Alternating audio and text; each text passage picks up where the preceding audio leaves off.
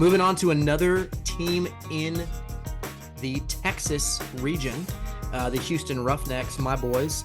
Talk about a quarterback room that has very little experience when it comes to pre-spring football experience. I would argue that the Roughnecks and the Brahmas probably have the least performing rooms as we're speaking right now in terms of what we've been able to see of these guys. But at least production. But the guys that are on the Houston Roughnecks roster is Nolan Henderson, Reed Sennett, and Jarrett Guarantano. Now, these three guys, the only one that has actually played a snap of spring football is actually Reed Sennett. And he played for the Brahmas. I believe it was only briefly part of one game last year. But other than that, these three guys don't have a lot of experience in the spring football league. Now, Nolan Henderson has only played really college football, where he played for the Delaware Fighting Blue Hens. That's kind of the extent of his, you know, time playing football. There was a brief stint where he was signed by the Ravens, but he was released soon thereafter. So this is kind of his first stunt in professional football, especially in the spring leagues.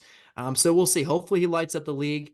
But unfortunately, there's just not a lot going for him right now in terms of experience to make me tell you that he's going to be the day one starter.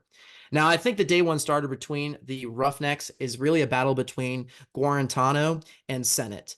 And now, I did talk about Sennett only playing one game for the, or briefly one game for the Brahmas last season for the XFL. But Jarrett Guarantano, he played a number of years at Tennessee, which is a big, larger school in regards to football talent. So he definitely does have that. And he did play for the Arizona Cardinals after going undrafted. He played every single one of their preseason games in 2022. So he has some experience on the professional level in terms of preseason games, but shortly thereafter, he was released from the roster. And so other than really that experience, he doesn't really have anything else going for him coming in, being signed by the Roughnecks. He was, I should say, a Houston Gambler before they were rebranded to the Roughnecks for a brief stint of time. But all in all, still, there's just not that much experience on his side. So I think the day one starter for the Roughnecks is actually going to be Reed Sennett. And of course, he's only really played one game in the XFL, barely one game. His stats are not great, but he does have experience on the NFL kind of level. He was actually signed by many teams as an undrafted free agent. The Buccaneers signed him. The Dolphins had him for a little bit. And where he was on the active roster for the Dolphins for a little bit. He was with the Eagles, but didn't appear in any games.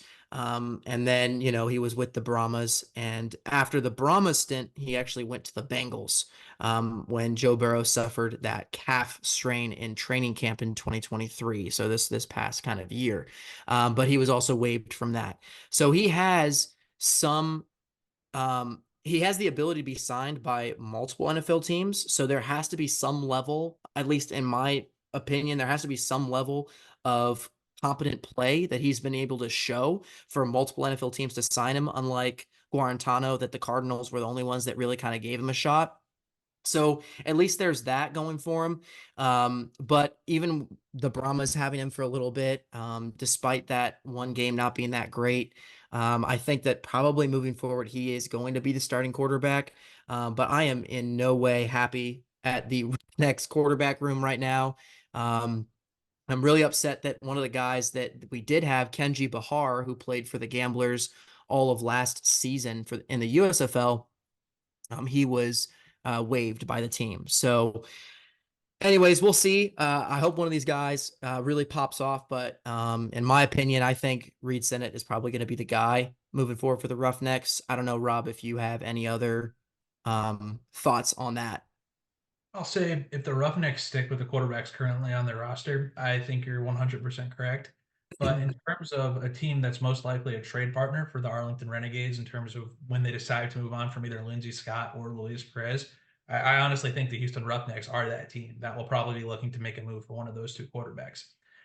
Whether Luis Perez or Lindsey Scott is the better trade deal, I don't know, because Lindsey Scott, he's younger, probably more exciting, more talented, but less proven. And also, if he does end up being great, he could go to the NFL after this year. So you end up trading for a guy who's only there for 1 year. Luis Perez, he's in his 30s. You kind of know what you get with him.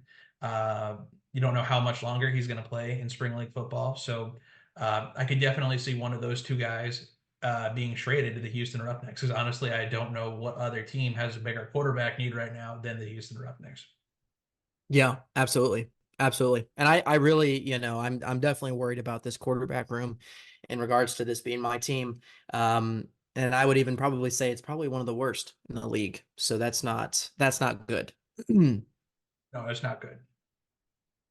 Thank you for joining us on the Redzone Rodeo podcast. If you like football and you like having fun, come on down and subscribe and check out our channel for more videos like this one. No ifs, ands, or buts. This is the best place for your football news.